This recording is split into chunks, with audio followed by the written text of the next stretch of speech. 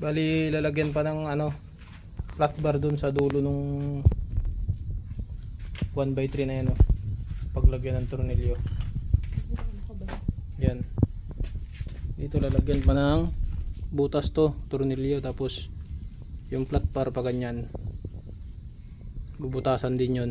Tapos dito yung, tapos ang ilalagay natin is yung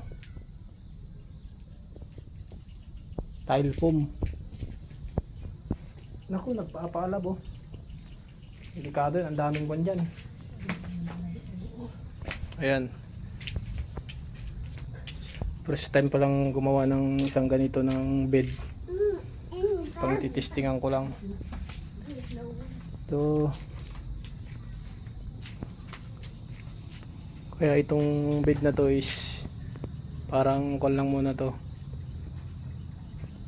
Murang-mura lang yan pag sakaling may mag-order yan, oh. So ayan guys, tutuloy natin bukas. Ingat tayong lahat. God bless.